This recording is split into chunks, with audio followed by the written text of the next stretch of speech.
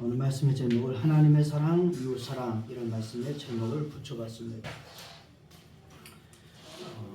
신약 성경의 절반 이상을 기록했던 바울이 히브리서라고 하는 말씀을 통해서 그렇게 기록했습니다. 사람이 한 번 죽는 것은 정해진 것이요 그 후에는 심판이 있으리라. 분명히 우리는 이 땅에 살고 있습니다. 그러나 이 땅에 사는 것이 다는 아니라는 거죠. 오늘 본문에 등장하는 이 율법 교사가 예수님께 와서 질문했습니다. 물론 의도는 예수님을 시험하기 위해서였다 이렇게 표현합니다. 그리고 그 내용은 그렇죠. 선생님, 내가 무엇을 해야 영생을 얻으리까? 내가 무엇을 해야 영생을 얻으리까? 어떻게 보게 되면은 굉장히 지식이 있고 뭔가 지성이 있는 그런 사람으로서 할 수 있는 질문이다 이렇게 생각할 수도 있습니다. 이러한 질문은 어쩌면 우리들이 이 땅을 살아가는 오늘 이 시대에 우리들이 고민하고 우리들의 영혼에 대해서 관심을 갖고 질문해야 될 그런 질문이 아닐까라는 생각이 들어갑니다. 왜냐하면 시대가 발전할수록 문화가 발전할수록 부족함이 없어지거든요. 근데 부족함이 없어지는데도 불구하고 갈수록 사람들은 힘들어요. 왜냐하면 우리의 영혼은 이 땅에 있는 것들로 인해서 다 채워질 수 없기 때문에 그렇기 때문에 물질이 됐든 명예가 됐든 권세가 됐든 무엇이 됐든 간에 채우면 채울수록 목마름을 느끼는 것이 우리의 영혼이 아닌가.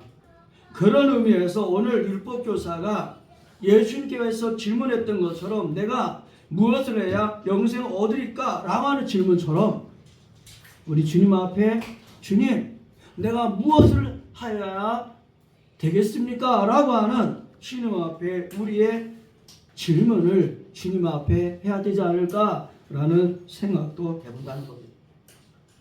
최근에 한 장례식에 다녀왔습니다. 그런데 연세가 79세에 불과해요. 어떻게 보게 되면 우리의 지금 나이를 보면은 아직 젊은 세대 아닐까? 하나님의 부르심 받기까지는 아직 젊은 세대는 아닐까? 그런데 이분은 예수님을 잘 믿는 분이었거든요. 근데 79세에 질병을 통해서 어쨌든 먼저 하나님 앞에 부르심을 받았다는 거죠. 참성한 사람들 입장에서는 물론 저같이 참성한 사람들 입장에서는 마음이 굉장히 안타깝고 상합니다. 왜? 조금이라도 사랑하는 사람이 내 옆에 좀 더 있었으면 하는 그런 바람 때문이죠. 그런데 이게 우리 마음대로 되어지지 않는 것이 우리 인생이잖아요. 어제 제가 지방에 갔다 왔는데 갈 때도 그렇고 올 때도 그렇고 사고가 한 건이 거의 몇 분 앞에서 한 10분도 안 되지 않았을까 싶어요. 제가 1차선, 1차선으로 막 가는데 저 앞에 보니까 차가 그냥 양쪽에 깜빡이를 켜고 막 서기 시작하는 거예요. 그래서 저는 1차선을 가다가 다시 2차선으로 가다 보니까 2차선도 막 깜빡이면서 켜고 있는 거예요.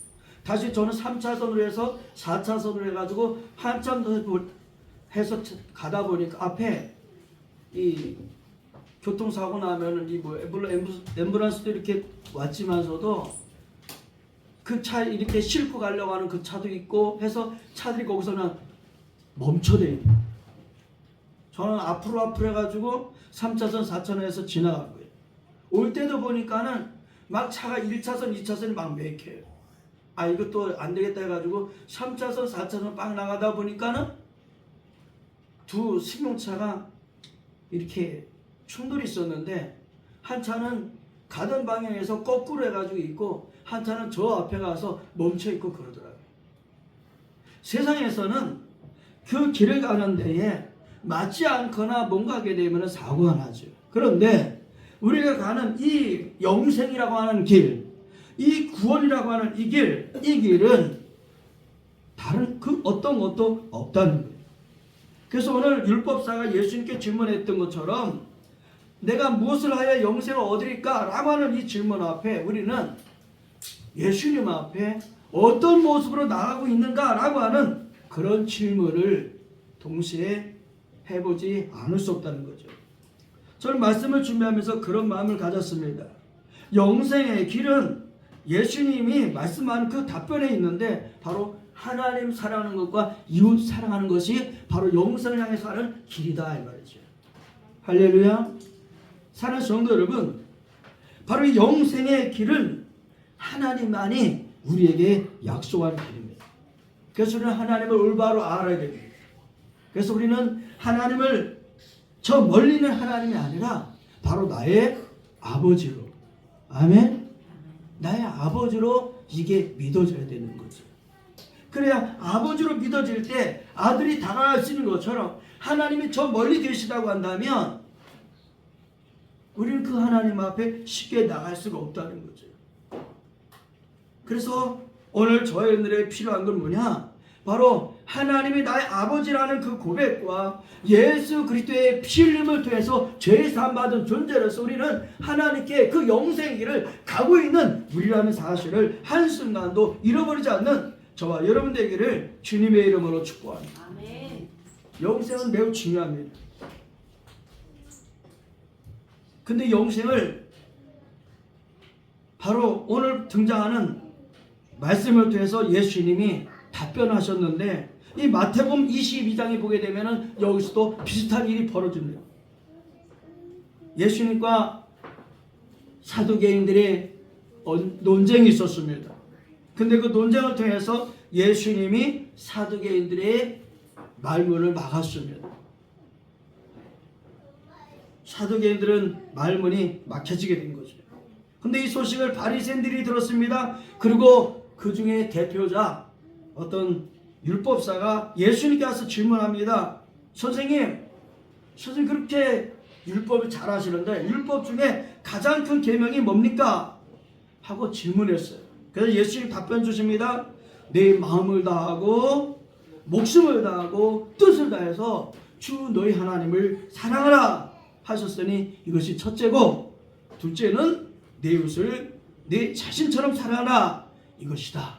이것이 바로 온 율법과 선지자의 가르침이다 이렇게 말했어요.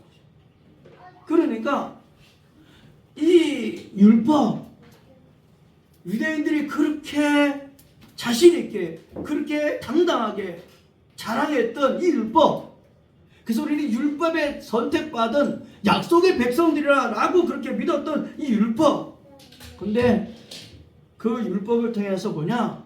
간단하다는 거죠. 첫째는 하나님을 사랑하는 것이고, 둘째는 네 이웃을 네 자신처럼 사랑하는 것이다. 그러니까 하나님을 사랑하는 것이, 내 이웃을 자신처럼 사랑하는 것이 바로 율법이고 율법의 약속이고 바로 그 삶이 영생이라는 거죠. 오늘 이 길에서 중요한 건 뭐냐? 끝까지 승리하는 우리가 되어야 될 줄로 믿습니다. 끝까지 승리하는 사람. 우리 경주를 하게 되면 제일 중요한 게 언제냐면 마지막이거든요. 마지막. 스타트도 빨랐어요. 과정도 좋았어요. 그런데 마지막에 가서 넘어졌다든지 마지막까지 완주를 하지 못했다든지 그러면은 아무리 시작이 빨랐어도 아무리 과정이 좋았어도 아니라는 거예요. 그런데 중요한 건 뭐냐? 우리 예수 믿는 사람들의 입장은 마지막이 중요하다. 마지막까지 어떤 사람? 믿음을 지키는 사람. 할렐루야. 마지막까지 믿음을 지키는.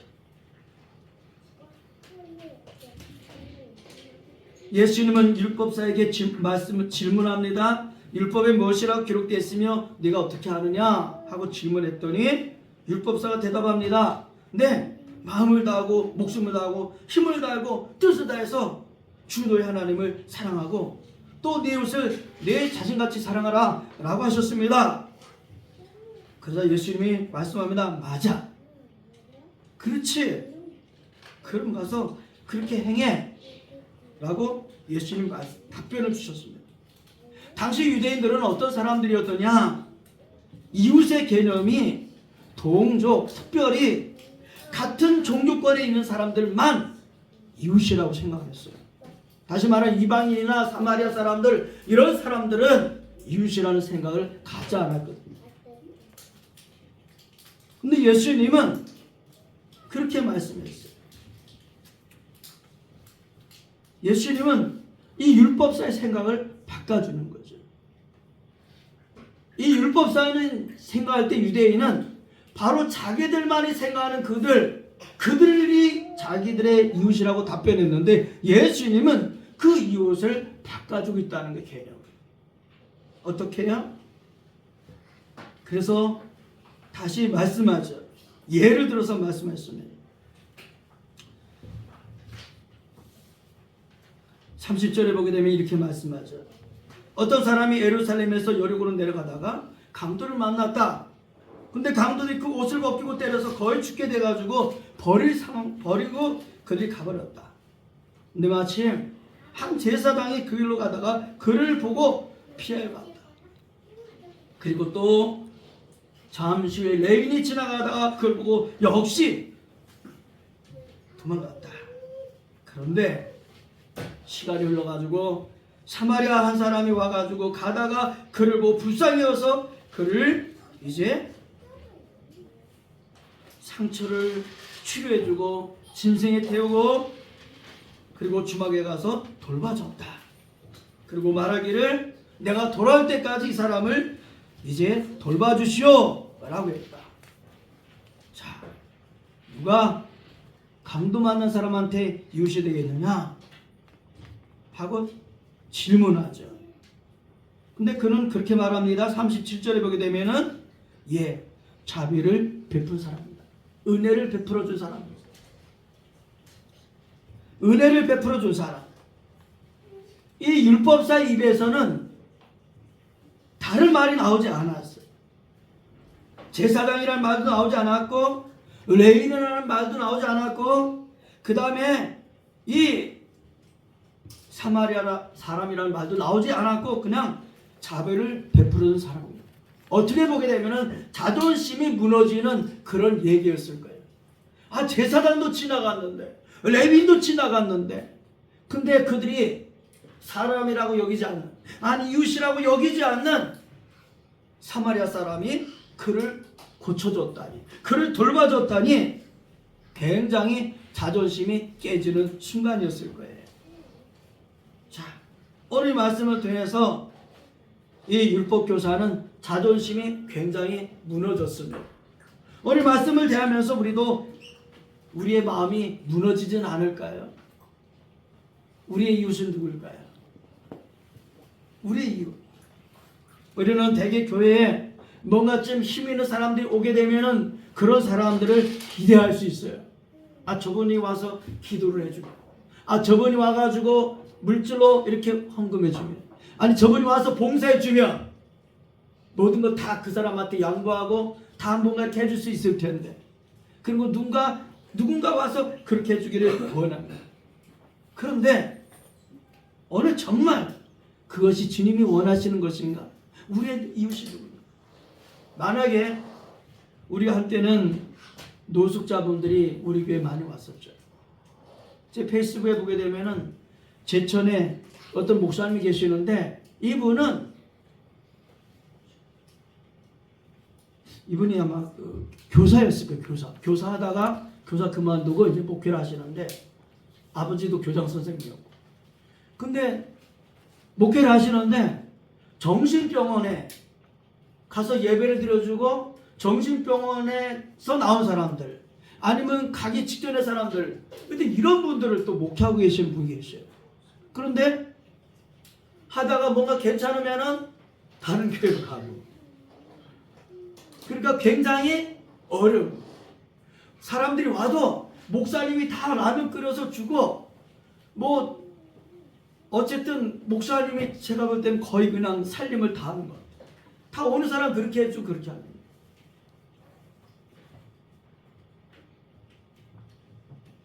그리고 오히려 목사님을 더 힘들게 하고.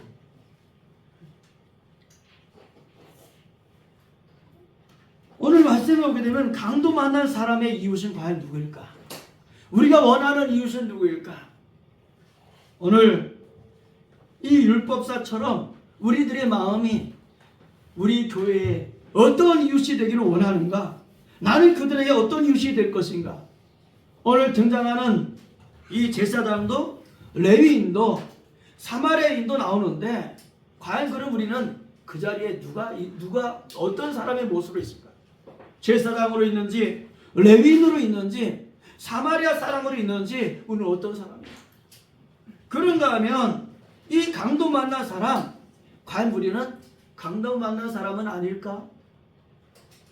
어떤 세상의 물질이라고 하는 것으로 인해서 하나님을 뺏겨버리고 그 자리에 물질이라고 하는 것이 하나님보다도 더 크게 자리를 차지하고 있지는 않냐.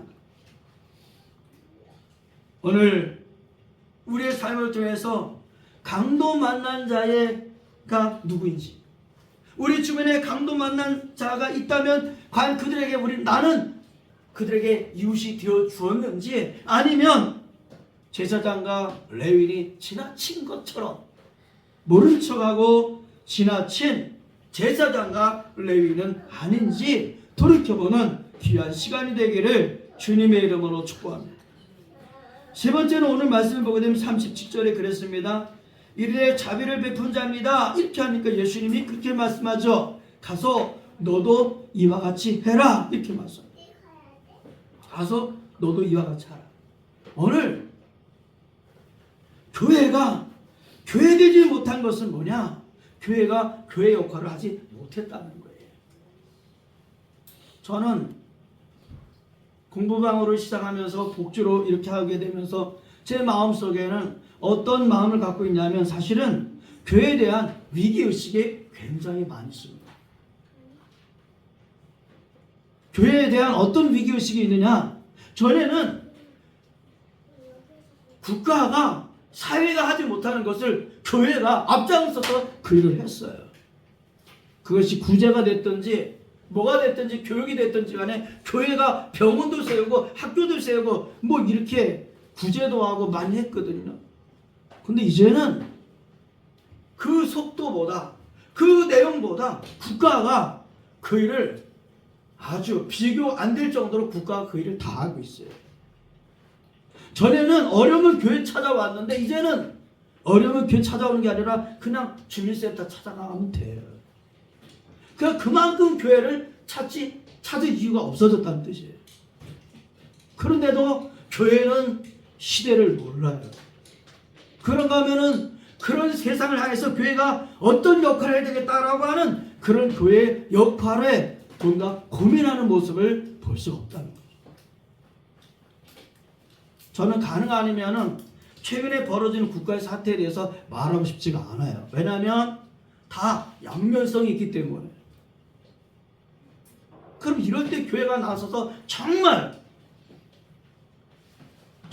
지도자 앞에 당당하게 할 말을 하고 조언할 걸 조언하고 해야 되는데 교회가 하지 못했어요.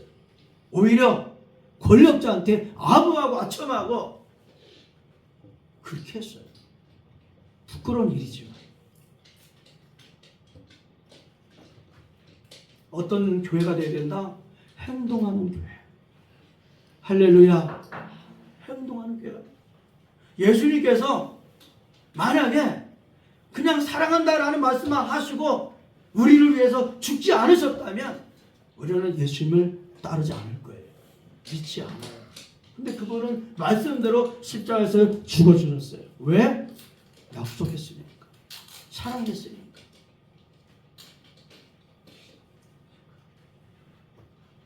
예수님은 율법사에게 말씀합니다. 가서 너도 이와 같이 하라. 오늘 우리 예강교회 성도 여러분, 앞에 말씀을 전하는 말씀 듣는 우리 모든 성도님들, 행동하는 하나님의 사람이 되기를, 말씀대로 사는, 말씀대로 믿고 말씀대로 행동하는 하나님의 사람이 되기를 예수님의 이름으로 축복합니다. 말씀대로 살아야 돼. 야고보는 야고보서 2장 15절 18절을 통해서 이렇게 말씀합니다. 만일 형제나 자매가 헐벗고 일용할 양식이 없는데 너희 중에 그들을 향해서 평안히 가라, 덥게 해라, 배불러라 말만 하고 그들에게 쓸 것을 주지 않는다면 그게 무슨 의미가 있겠느냐. 그리고 말씀합니다. 행함이 없는 믿음은 그 자체가 죽은 것이다. 행함이 없으면 그 자체가 죽은 것이다. 어쩌면 그 행한 것이 상이 되지 않을까라는 생각이 들어요. 우리가 은혜로 구원을 받았습니다. 구원을 받았는데 구원받았다고 해서 다 똑같은 것이 아니라 반드시 상급이 있지 않을까. 상급이 있지 않을까. 그런데 그 상급은 말만 한 것이 상급이 되지 않을까. 우리가 믿음으로 산 그 자체가 상급이 되지 않을까라는 마음을 갖게 돼요. 왜요? 우리 구약성경, 신약성경에 기록된 이 많은 사람들 다 뭐예요? 믿음으로 살았거든요. 그들이 무엇을 이루었다라고 하는 그 내용들이 이 땅에서 뭔가를 얻었다라는 내용보다는 하나님 앞에 어떻게 살았다라는 내용이 주로 기록되어 있다는 거죠. 오늘 우리들의 삶이 정말 비록 이 땅에 한 줄로 남기지 못했을지라도 하나님이 보시고 정말 착하고 충성된 종아라고 할 수 있는 그런 모습으로 하나님을 사랑하고 그 사랑으로 이웃을 사랑하는 실천하는 저와 여러분 되기를 예수님의 이름으로 축복합니다. 기도하겠습니다. 살아계신 하나님 아버지, 2025년을 맞이하면서 우리 예강교회 지체로서 하나님의 사람으로서 아버지 하나님 가장 우선해야 될 하나님 사랑과 이웃 사랑을 잃어버리지 않게 하여 주시옵소서. 아버지 하나님, 아무리 성경의 지식이 우리에게 있을지라도, 아무리 세상에서 우리가 신앙으로 산 그 기간이 아버지 하나님 오래되었다 할지라도 하나님 영생이 없으면 하나님 무엇이 의미가 있겠습니까? 아버지 하나님 영생을 얻은 자로 아버지 앞에 상급받는 자로 살아나갈 수 있도록 믿음의 능력을, 말씀의 능력을, 성령의 충만함을 허락하여 주시옵소서. 예수님의 이름으로 감사하고 기도하옵나이다. 아멘.